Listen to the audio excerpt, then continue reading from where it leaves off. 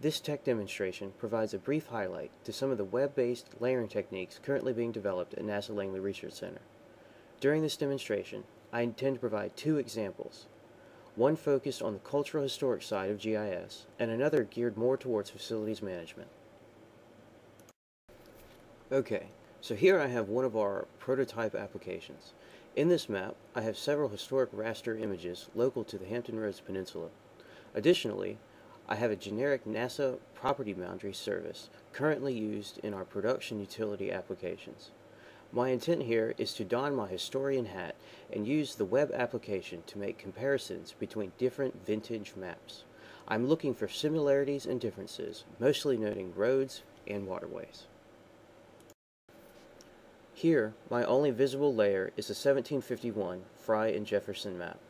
I am using this raster image to get a general idea of location respective to NASA Langley Research Center. Let's zoom in. As you can see, the resolution of this 1751 map is rather coarse. Let's enable some of the other maps and zoom in further. I have enabled the 1906 USGS map. Now I am going to compare it with a map of earlier vintage. As you can see, the 1906 USGS map covers up the 1867 Hotchkiss map that I just enabled.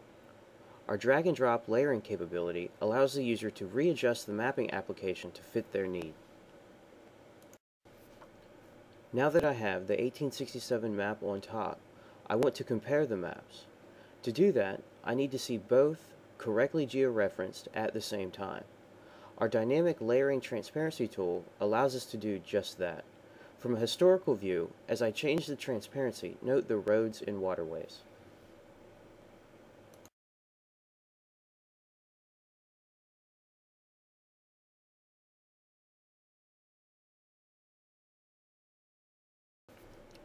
Let's take this example one step further, with a comparison closer to Langley Research Center. Here, I have enabled the 1892 Semple and the 1953 Knickerbocker maps. As you can see from the property boundary, these maps are very local to NASA Langley.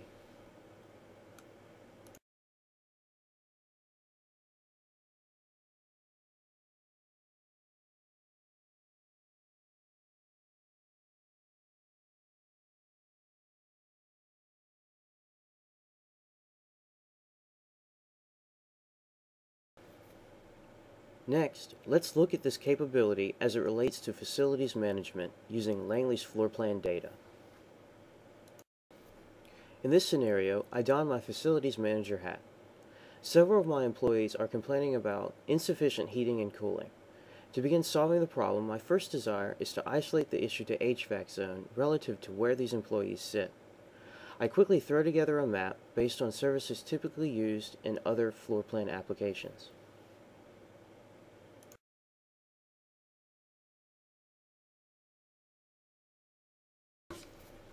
Here you see I have a very similar layering problem to the previous example.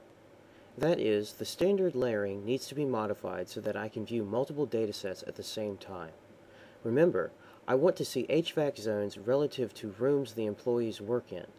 To solve this issue, the facilities manager can easily change transparency and layering, allowing him to view all layers.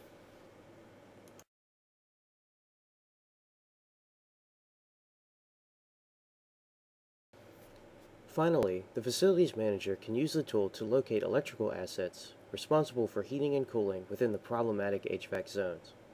After this short exercise, the facilities manager has more information regarding the problem and can execute a repair order more efficiently. These examples are just two of the many potential applications of layering techniques currently being developed at NASA Langley. Thank you for watching.